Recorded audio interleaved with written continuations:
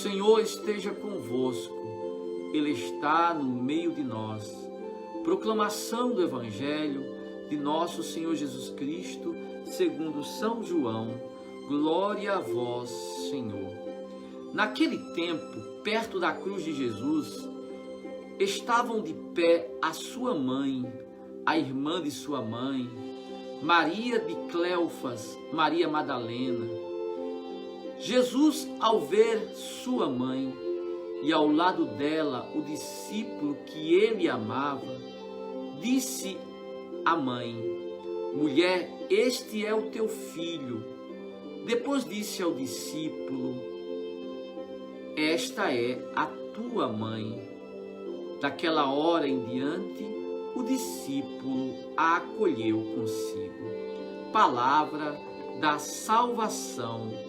Um dia após a exaltação da Santa Cruz, celebramos Nossa Senhora das Dores.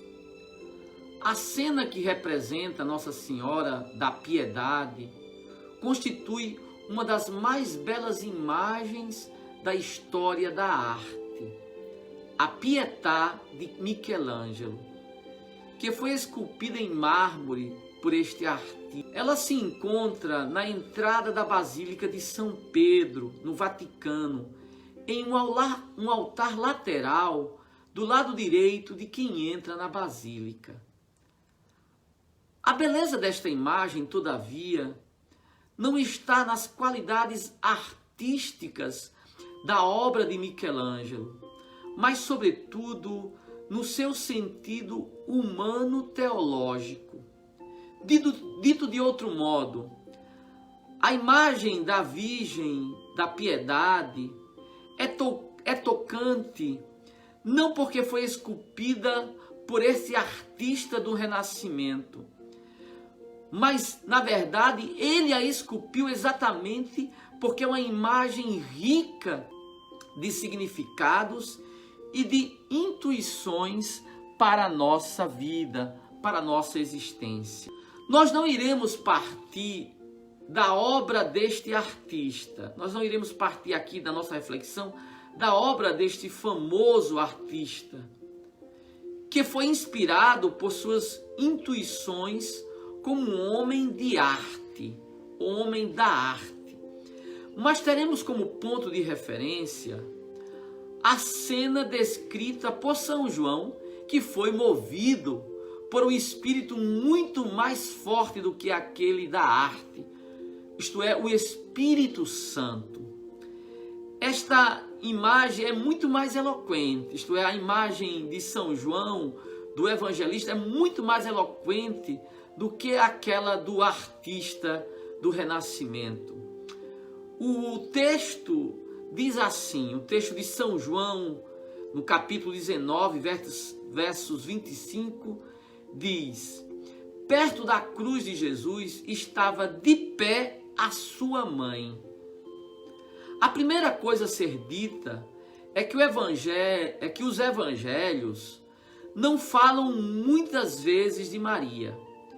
Ela não aparece em muitos relatos evangélicos.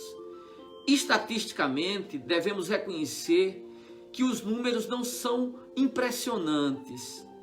Todavia, não precisa ser muito inteligente para reconhecer que a relevância de uma pessoa na vida da outra não se estabelece pela estatística, pelo número de vezes em que esta aparece, por exemplo, em nossas vidas, mas pela qualidade da presença. Existem pessoas que não falamos todos os dias, que não aparecem todos os dias, mas elas estão ali nos momentos mais significativos de nossa história. É o caso da Virgem Maria.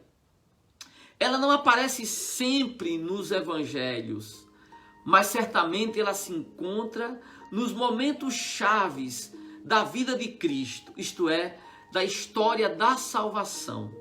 Maria estava ali na encarnação porque ela foi o lugar onde a encarnação ocorreu. Maria aparece ali no início da vida pública de Jesus, na cena das bodas de Caná. Maria está ali na cruz. Maria está ali em Pentecostes. O que a solenidade de hoje aponta é para o fato de que a mãe do Senhor estava ali ao pé da cruz, no momento crucial. Nosso objetivo hoje é refletir sobre o significado deste momento tão importante e tão relevante para a história da salvação. Maria é modelo de vida cristã. Nós sabemos disso. Maria, ali na cruz, foi apresentada para João como sua mãe, a mãe do discípulo amado.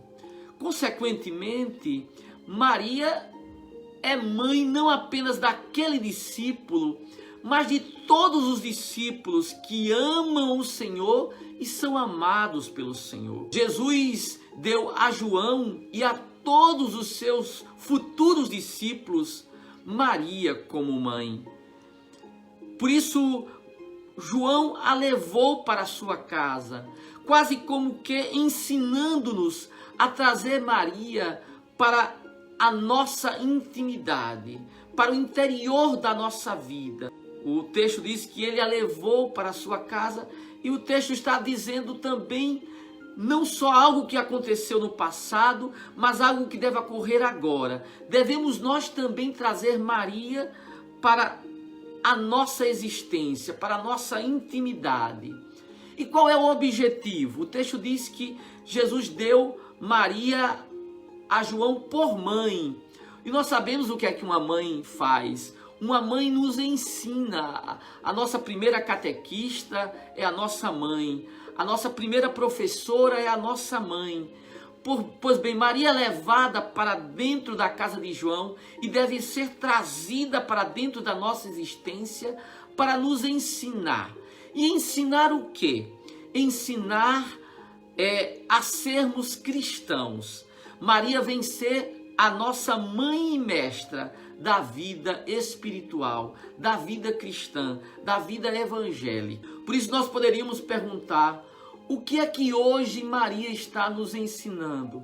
O que é que hoje a mãe de Jesus e nossa mãe está nos apresentando como lição a ser compreendida, aprendida e assimilada? Muito bem, ela é modelo. Maria é modelo de vida cristã. Nós sabemos que toda pessoa, para desempenhar qualquer tarefa, qualquer obra, ela precisa de algumas qualidades. Pois bem, Maria vem nos ensinar as qualidades fundamentais para desenvolvermos e vivermos a vida evangélica. As virtudes teologais. Maria nos ensina as virtudes teologais, que são 3: fé, esperança e caridade. Portanto, o nosso questionamento é: que virtude ela nos apresenta no momento da cruz? O texto diz de modo sintético: ela está de pé. Essa expressão ela é curta, mas ela é rica de significado. Maria está de pé. Amados irmãos, pensemos o seguinte: Maria sofreu muito ao longo da sua história. Imaginemos uma jovem que é prometida em casamento naquele tempo, na antiguidade, no tempo de Jesus, em um lugar cujas leis eram tão rígidas. Imaginemos o sofrimento de Maria ao ficar grávida, sem ter coabitado com José, sabendo os riscos que ela corria, os riscos que ela estava submetida naquele momento. Então Maria deve ter sofrido ali no momento, naqueles meses que antecederam o nascimento de Jesus, sofrido com a ansiedade sobre qual seria o seu destino. Embora fosse uma mulher de fé, ela tinha consciência dos riscos que estava correndo. Maria sofreu certamente no momento do nascimento em que teve que fugir para o Egito, mudar de lugar, mudar de região, toda e qualquer mudança ocasiona sofrimentos. E Maria deve ter sofrido, sem saber o que lhe esperava no Egito. Maria sofreu certamente quando ali não encontrou seu filho, por ocasião da sua ida a Jerusalém, de sua peregrinação. Imaginemos a angústia da mãe que não encontra o filho, que perde o filho, sem saber onde ele se encontrava. Maria sofreu quando seu filho começou o seu ministério, pela ansiedade, pelo medo daquilo que ocorreria com ele. Mas Maria sofreu, sobretudo e acima de tudo, ao pé da cruz. Imaginemos que Nossa Senhora, que estava ali em Jerusalém, que estava ali na Cidade Santa, imaginemos que acompanhando tudo que estava acontecendo, ela ouviu aquela multidão dizendo: crucificai-o. Imaginemos a dor da mãe que vê seu filho ser rejeitado pela nação, que vê seu filho ser desprezado e ser preterido em prol de um assassino, Barrabás. A multidão preferiu Barrabás do que a seu filho. Então imaginemos para uma mãe ali ver seu filho ser rejeitado. Maria certamente estava ali próximo ao pretório quando seu filho foi flagelado por Pôncio Pilatos. E nós imaginamos tudo isso e nós vemos o sofrimento de Maria. Podemos imaginá-la, podemos vê-la, melhor, podemos imaginar quanta dor ela sentiu ao ouvir seu filho ser flagelado. Aqueles flagrum causavam dor no corpo de Jesus, mas certamente causavam muito mais, ou tanto mais, no coração da Virgem Santa. Maria deve ter acompanhado seu filho carregando a cruz no caminho até o Calvário. Maria deve ter ouvido os cravos serem colocados nas mãos do Senhor e em seus pés. Ela certamente o viu ser levantado ali no madeiro. Mas em todos os momentos estava Maria ali de pé. Essa expressão Maria de pé, ela é rica. Ela é rica, amados irmãos e irmãs, porque, vamos pensar, Maria certamente deve ter guardado em todos esses momentos aquela palavra do anjo, as promessas do Senhor sobre o seu filho. E ela mantinha sempre a esperança de que Deus agiria e iria intervir. E, no entanto, seu filho morre ali na cruz. Mas Maria continua de pé. O que isso significa, irmãos? É que ali na cruz, Maria é modelo de esperança. E aqui, quando falamos de esperança, não é de esperança humana. Porque imaginemos alguém que está num hospital e ele espera que um médico faça alguma coisa e salve o seu ente querido que está ali na UTI. Mas quando aqueles aparelhos da UTI cessam, alguém poderia dizer: acabaram-se as esperanças. Pois bem, estando de pé, mesmo ali diante da cruz, quando seu filho morre, Maria nos ensina a ter não uma esperança humana, não a ter simplesmente pensamento positivo. Maria nos ensina a ter a autêntica esperança evangélica. Ter aquela chama, aquela força ali onde não existe mais humanamente nenhuma esperança. Onde só Deus é a nossa única esperança. Ali onde cessam as esperanças humanas, desabrocha a autêntica esperança cristã. Pois bem, Maria continuou de pé. Ela poderia ter caído em desespero, ela poderia ter caído em pranto, mas ali ela mantém a sua dignidade. Amados, olhemos para a Virgem que está ao pé da cruz de pé e aprendamos com ela a confiar a confiar em Deus, ali onde humanamente não existe mais nenhuma esperança. A confiar e a ter aquela virtude cristã por excelência, a esperança. Eu gosto sempre de lembrar que a esperança é representada com uma âncora. O que isso nos diz?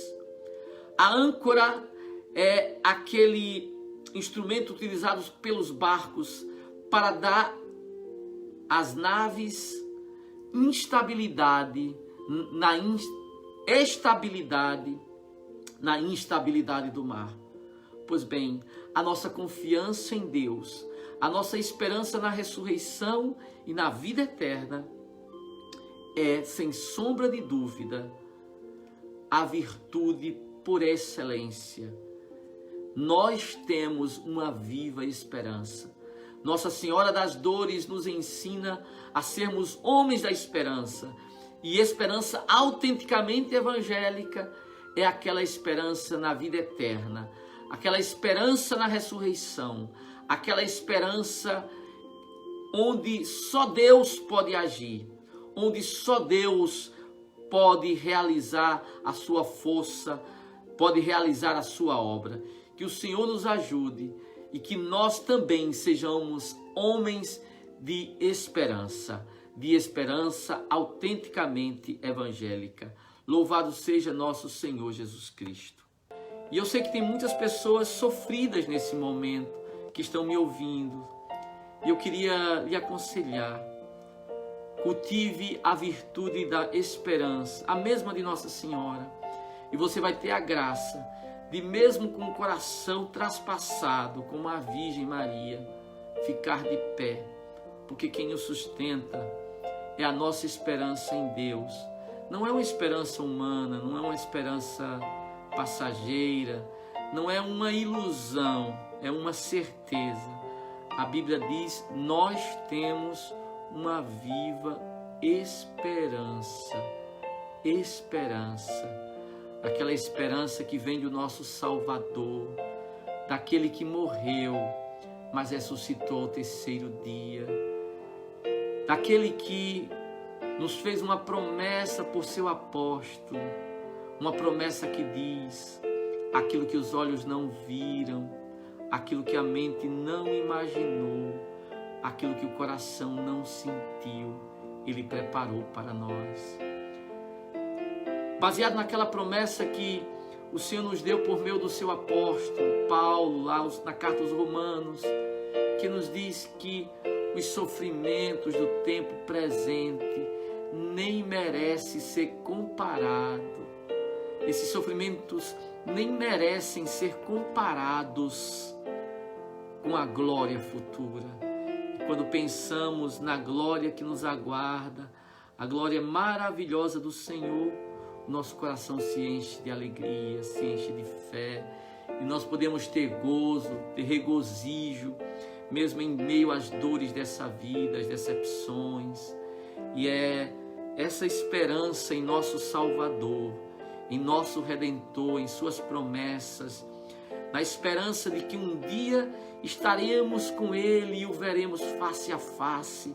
O que são as dores deste mundo, o que são as decepções desse mundo, o que são as dificuldades desse mundo, comparados com a glória futura, com a mansão celestial, quando estaremos com a Virgem, com os anjos, com os santos, e aí nós louvamos, nós bendizemos, nós glorificaremos.